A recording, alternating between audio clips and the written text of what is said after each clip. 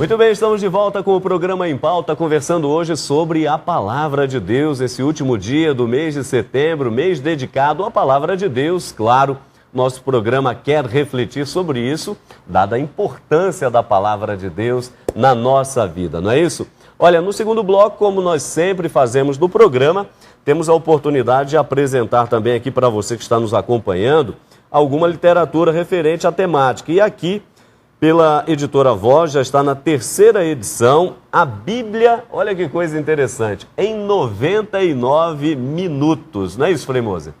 Isso mesmo, é um livro muito interessante, nós hesitamos bastante se publicaríamos ou não, porque quando chega à minha mesa uma centena de manuscritos querendo publicar com vozes, a gente seleciona e deixa uns 30, daí vai para uma comissão que vai julgar previamente, aí sobram uns 20, aí vem uma outra comissão que dá uma palavra definitiva sobre o que se publica ou não. No caso desse A Bíblia em 99 minutos, a gente hesitou um pouco, mas será que não é empobrecer a Bíblia? Não, tem muitas maneiras. Eu me lembro de criança, não faz tanto tempo assim, mas eu estudei na História Sagrada. Não era tradução da Bíblia, mas muito bem feita, por sinal um franciscano, e teve inúmeras reedições. Ou seja, é uma outra maneira de valorizar a palavra de Deus, torná-la mais conhecida, porque para ler de começo ao fim os 73 livros, naturalmente, requer tempo, requer muita capacidade. É uma forma mais simples de apresentar os mesmos conteúdos. Fragmentos da Palavra de Deus. Está aí. Aqui também pela editora Canção Nova, este livro que é realmente um instrumento extraordinário que tem feito bem a muita gente e há muito tempo. A Bíblia no meu dia a dia, do nosso querido pai fundador, Monsenhor Jonas Abib, esse método para ler a Palavra de Deus, o que nós chamamos de uma leitura orante da Palavra de Deus, a mensagem que Deus nos traz para o dia de hoje, como colocar em prática, começar a leitura da Sagrada Escritura a partir de que livro, por que não começar então pelas cartas de São João, onde se revela que Deus é amor, depois ir para os evangelhos, as cartas paulinas e assim por diante. Portanto, está aí um método extraordinário, se você ainda não tem, vale a pena tê-lo em mãos. A Bíblia no meu dia a dia, do Monsenhor Jonas Abib. E claro, falando da Palavra de Deus, eu tive a felicidade de gravar aqui as cartas de São Paulo, que vale a pena você ter em mãos também, porque pensando especialmente em dois públicos, as pessoas cegas, porque a pessoa normalmente é cega, mas nem sempre é surda, então ela pode escutar a Palavra de Deus, porque isso aqui é o chamado audiobook, ou seja, livros para ouvir, especialmente então pensando nos cegos, nas pessoas analfabetas, mas por que não? Quando você está aí nesse trânsito tremendo, coloca ali o CD e vai escutando a Palavra de Deus na íntegra. Então, Cartas de São Paulo, aqui pela Canção Nova. E claro, neste mês e ao longo dos meses, você que está acompanhando toda a programação da Canção Nova não pode ficar de fora dessa.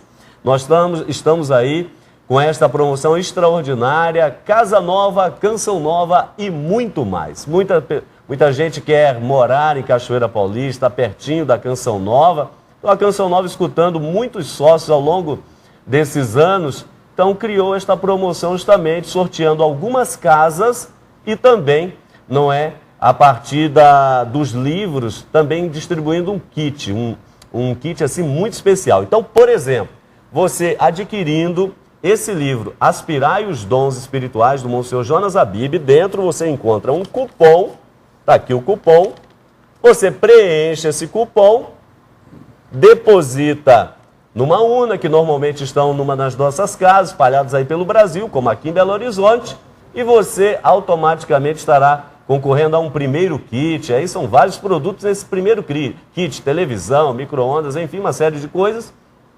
E depois, a partir do mês de outubro, novembro e assim por diante, o sorteio das casas. O sorteio desse primeiro kit, será no dia 17 de outubro. Então, até o dia 17 de outubro, você pode participar, pouco antes, claro, para poder participar desse sorteio. Então, está aí.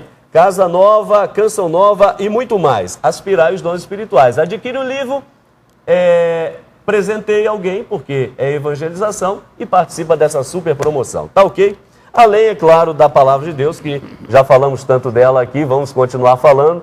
Nosso querido Padre Luiz Henrique falou desta versão da CNBB, vem coisa nova por aí, por enquanto ainda não chegou, não sabemos ainda quanto tempo vai demorar, mas em breve a nova tradução da CNBB. Enquanto não vem a nova, a atual está aí, e se você não tem, vale a pena ter em mãos. Tá ok? Vamos aqui para o nosso segundo bloco, conversando sobre a Palavra de Deus. E vem aqui algumas questões muito interessantes, o Frei Antônio Moser e Padre Luiz Henrique. Traduções diferentes, interpretações diferentes, práticas diferentes, omissões em alguns livros. E aí nós temos um problema que na Igreja do Brasil já se discute há um bom tempo, que é a questão dos livros que os nossos irmãos evangélicos não acrescentaram à Sagrada Escritura e que nós, cristãos católicos, acrescentamos. Aliás, nunca tiramos.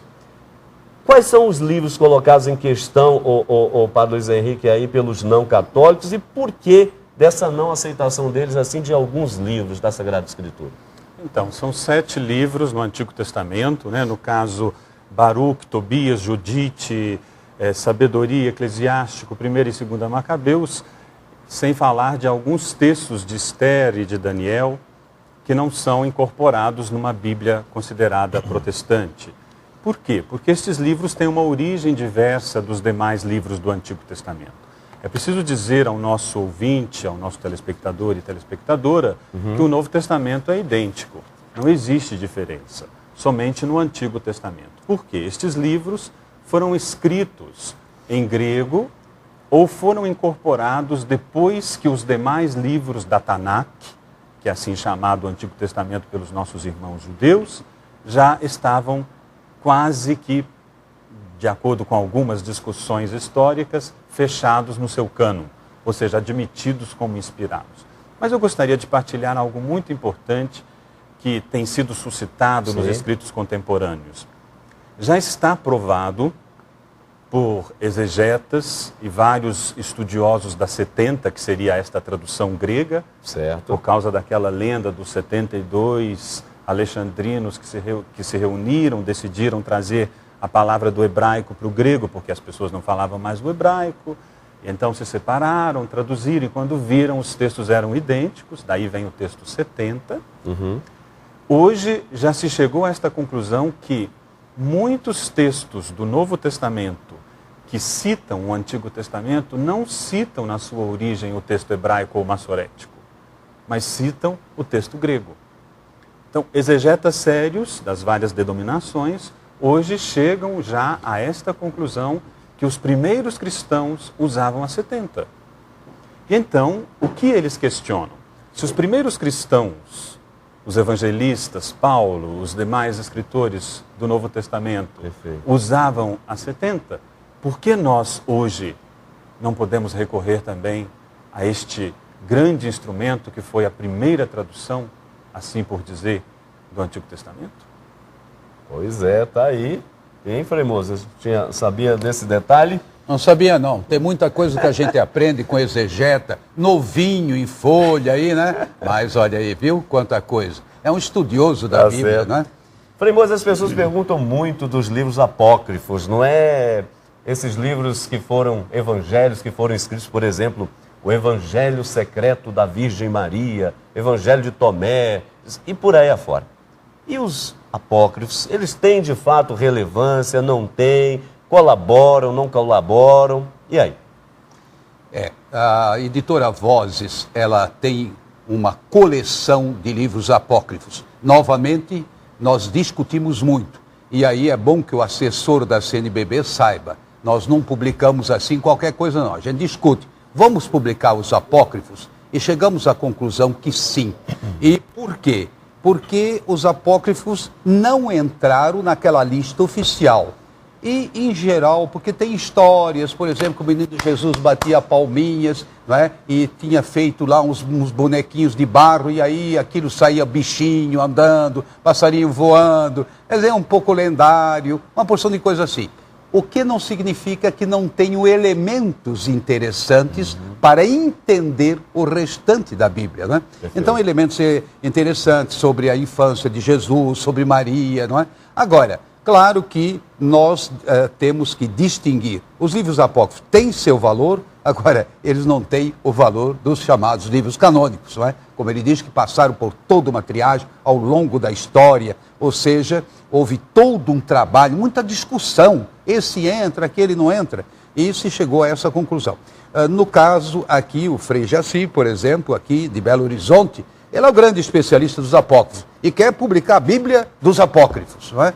É muita, digamos assim, coragem, mas eu acho que ajuda a reconstituir o ambiente. E não nos esqueçamos o que São Lucas diz. Eu ouvi muitas pessoas, andava muita gente escrevendo as suas impressões que tiveram de Jesus, de um certo milagre, ele recolheu dados, ele compôs o evangelho, não é? E assim tinha outra gente que escrevia também historinhas e que tem lá o seu valor ilustrativo, não é doutrinal.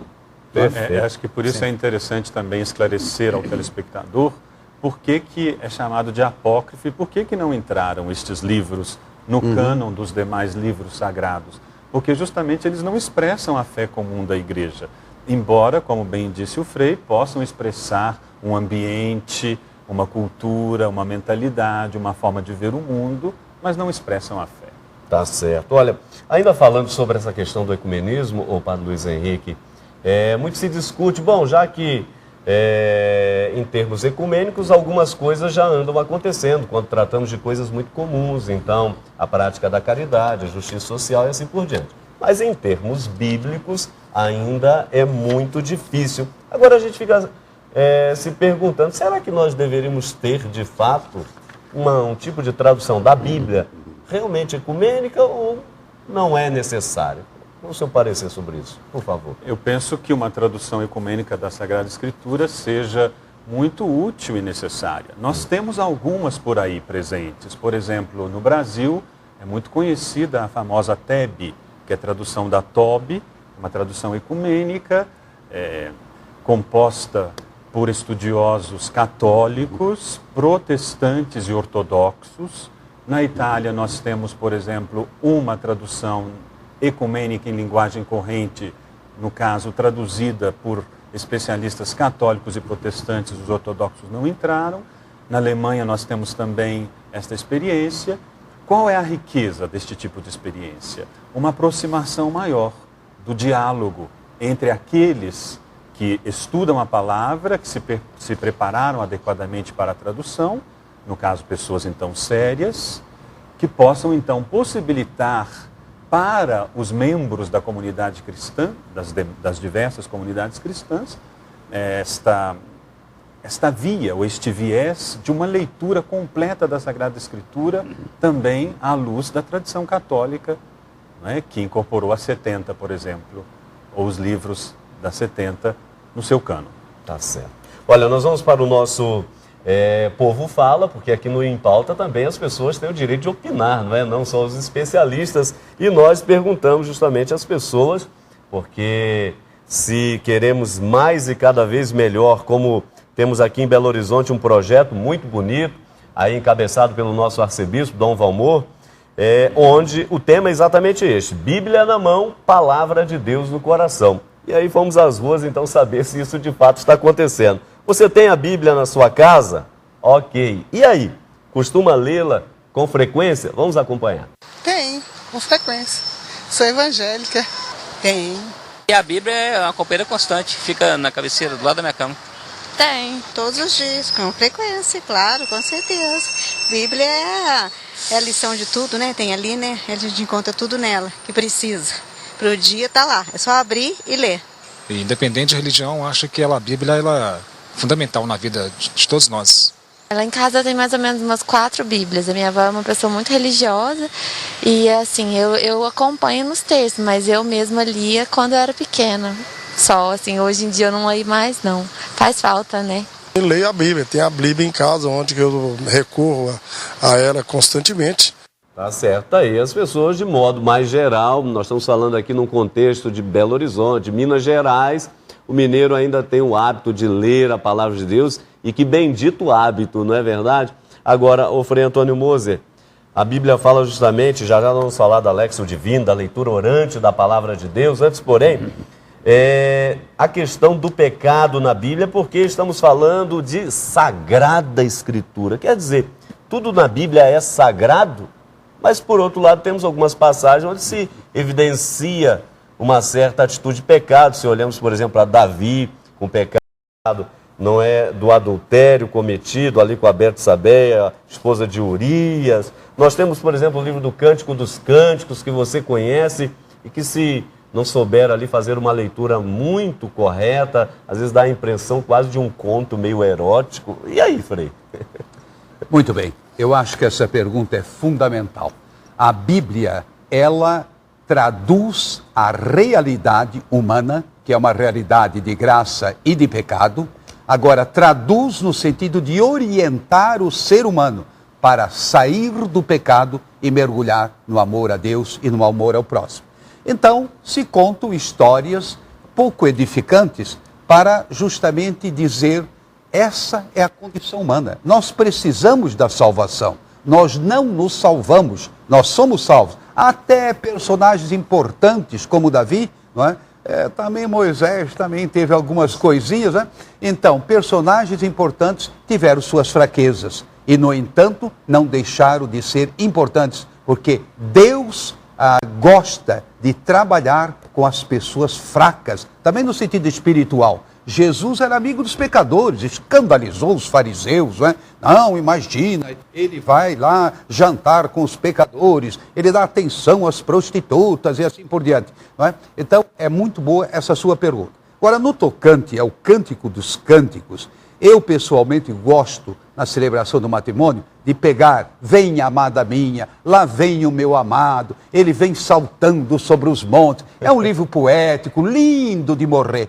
Erótico. Infelizmente, hoje essa palavra tem uma conotação muito negativa, perfeito, mas o eros é a chama divina. Foi Deus que plantou. Só que tem que ser orientado, sabe? Tem que ser trabalhado. Eu sempre digo que a sexualidade é uma força, uma energia preciosa, um dom de Deus, mas é uma energia selvagem. Então você tem que saber canalizar. Muito bem. O livro aqui do Cântico dos Cânticos é um livro belíssimo, que mostra a beleza do amor humano verdadeiro, profundo, que revela a face de Deus. Deus é amor, não é? E Jesus não encontrou melhor maneira de falar do céu do que o céu é como uma festa de casamento. Gente, isso aí eu acho que tem tudo a ver com o Cântico dos Cânticos. Ninguém se escandalize, pelo contrário, não é? Eu acho que nós devemos saber vibrar como a Bíblia. Que beleza a mulher, que beleza o homem, mas que beleza um homem e uma mulher quando se amam, quando constrói a sua casa, a sua família. Em outras palavras, eles se colocam em sintonia com os projetos de Deus. No fundo, o Cântico dos Cânticos é isso. Maravilha, Frei. Olha, nós vamos para mais um intervalo, mas antes de irmos para o intervalo, quero, ainda nessa questão do pecado, eu acabei não falando, né, mas aproveitar para mostrar aqui para você que está nos acompanhando. Justamente, já tivemos um programa especial sobre esta exortação. Está aí, Verbum Domini, a respeito da palavra de Deus, a palavra do Senhor. E, inclusive, com o padre Luiz Henrique aqui, mas nesse tocante ao pecado, inclusive, já vamos falar da leitura orante da palavra de Deus, e justamente na página 51, o pecado como não escuta da palavra de Deus. Nós vamos falar já sobre isso, só para você, casa, ficar atento. Minuto só, já estaremos de volta.